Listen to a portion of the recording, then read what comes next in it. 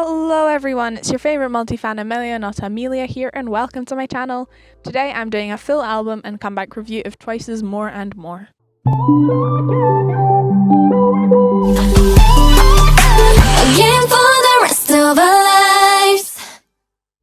Be sure to leave a like if you agree with me, subscribe to join my little non-existent community, and comment your thoughts on this comeback. Sorry if it seems like there are a lot of negative things I say, I'm just a very pessimistic person and I can't say nice things without it sounding extremely repetitive. Anyways, let the dislikes flow in as we begin this mess of a video. More. Starting off the video, I felt at peace. I enjoyed everyone's new hair and the colours we all got to see. Nayeon's hair was definitely my favourite on my first time viewing and it still is, but a solid honourable mention to Chaeyoung. Sana looks like a fairy as well, thought I should mention. And even after having seen the video a few times, I still don't understand the Adam and Eve symbolism. The first scene was kinda uninteresting but enjoyable, and I was watching the water more than the girls the more I watched the music video. People complained about Tzu유's scene, but I'm honestly so blind that I didn't notice the leopards first time around. However, it does feel and look very fake. But shout out to the jelly bean in the background. Anyway, I was extremely shocked to see that Tzuyu even had a verse, but they had to break the Twice formula this time because of the lack of a vocal chorus, making it feel a lot less special. Pun not intended. Oh my god, what is this video? Now, Momo. Aside from her verse sounding nice, which is probably hard with that voice JYP have her do, she could literally kill me with her good looks. A literal goddess, and the water adds to that image. Low-key, she looks like a mermaid and I don't hate it. The pre-chorus is by far the best bit of the song and I felt so excited listening to it.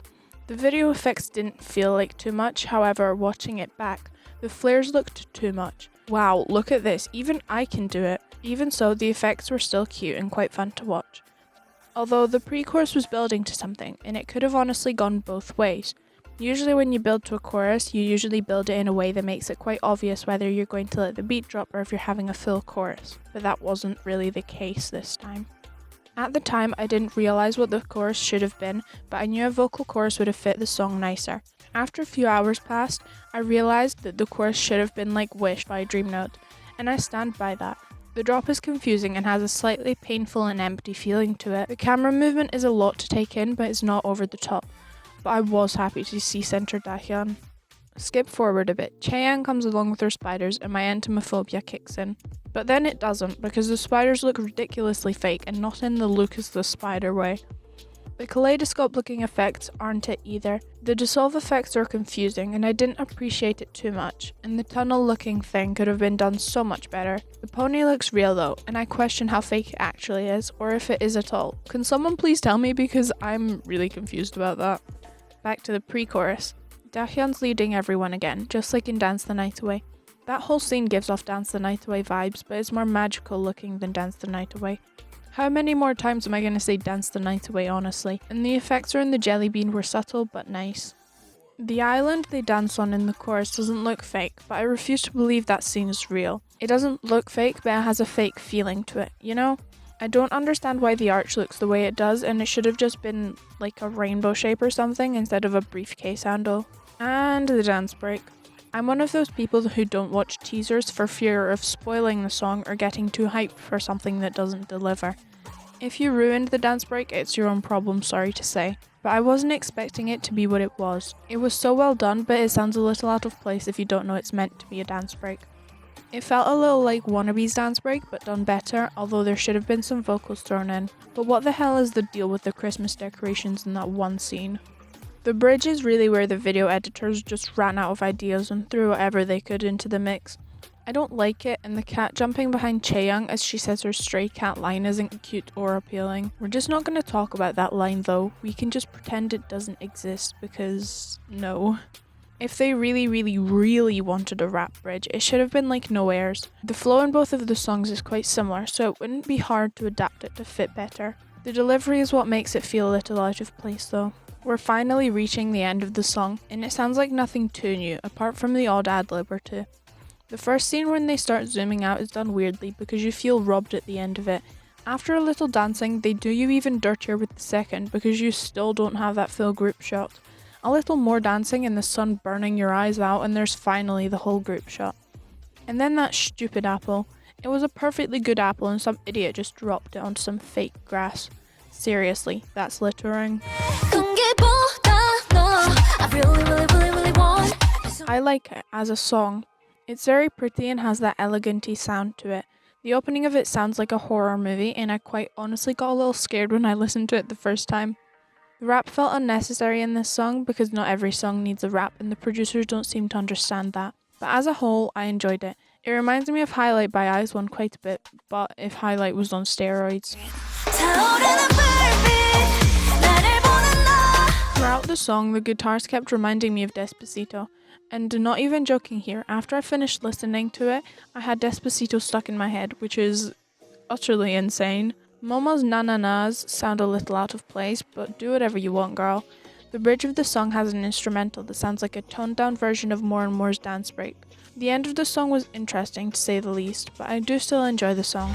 Love me now, love me good. Don't need nobody else when I feel that's good. For me, the instrumental is very intense and to the point where the song is almost unlistenable. The cowbells or whatever they're called mixed with the rest of everything makes me feel unwell when I listen to it. Personally, I'm not a fan of anti-choruses, but I'm willing to accept them if the rest of the song outweighs the chorus. These verses don't outweigh the chorus though, and the thing I like the most in this song is the ear-to-ear echoes during the second verse. Probably my favourite on the album. The second it came on, I was interested, and that interest didn't falter through the rest of the song. The chorus is very pretty to listen to, yet the post-chorus vocals feel intrusive, although they do have to exist to balance out the instrumental. The whole song has this soft, beachy feel to it, and I absolutely love it. Personally, I think Jihyo's voice wasn't the best choice for the chorus, as her voice is kind of deep and intense. I don't hate her voice by any means, but I feel the song should have had a lighter feel. The chorus is very nice though, but they should have done the final chorus a little differently. The instrumental is a joke. It's so comical and doesn't feel like a proper song because of it. If you gave that instrumental to the sidemen, we could have Harry return to making diss tracks, because that's how comical and laughable it is. That or play it when the main character of a movie walks into school and everyone fawns over them. It just really sounds like an instrumental you would use in a parody.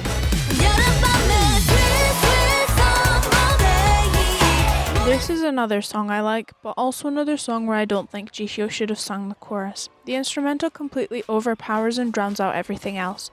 It's not well mixed, I don't think, because I literally can't hear the second half of the chorus, or the rest of the song, but the second half of the chorus is honestly being held underwater to drown it out. Honestly, it's quite forgettable and sounds like other Twice songs, but those were done better than this. However, a while after I listened to this song, I got Bittersweet by Dream Note stuck in my head, and now I realize it's because this is just bittersweet, but more summer instead of sultry. Nevertheless, it's not the best, but not the worst by far. I don't know if I was the only one who felt this way, but the album was all over the place. The songs didn't flow well and it felt jaggy, going from upbeat to slow to funky and back to upbeat again. So I rearranged the album to how it should have been. I'd like to think I'm good at making things flow, and my May 2020 favourites is a good example of that. Anyway, I think there should have been an intro to the album and then they used that in the music video instead of the instrumental. Following that there would be the title, because obviously we have to have the title track next. Don't Call Me Again would be next, because that fun and upbeat nature carries on from More and More and flows well into this song. The energy would then get kind of lost with Make Me Go, because the instrumentals of Make Me Go and Call Me Again are quite similar in the way that they're both loud. And since Make Me Go has a darker vibe to it, then we'd transition to Shadow, which is both bright but dark. Next would be Oxygen, because it carries over the light feeling from Shadow but also makes the album more joyous and is a good setup for the last two songs. Firework comes next, because it has a happy summer vibe to it, which Oxygen helped to reintroduce. Finally, there would be Sweet Summer Day, and there's literally no other place possible on the album for this song, because it's such a perfect song to end the album on. Overall, I'm on the fence. It's definitely not their best comeback and it doesn't top Feel Special. Feel Special took a while to grow on me, both as a song and a comeback. And this was low-key a letdown. Not completely though, because we got some great songs to listen to from it. The music video felt messy compared with Feel Special, and the title isn't as iconic as Fancy or Feel Special. If the album was laid out better, I probably would have enjoyed it more. But at the end of the day, it's not that deep and it's just my opinion. And that was that. Overall, I do like it, and I can see myself listening to more and more in the future. Thanks for watching if you got this far, and I hope to see some of you sticking around for future content. Like, subscribe, comment, and have a great day.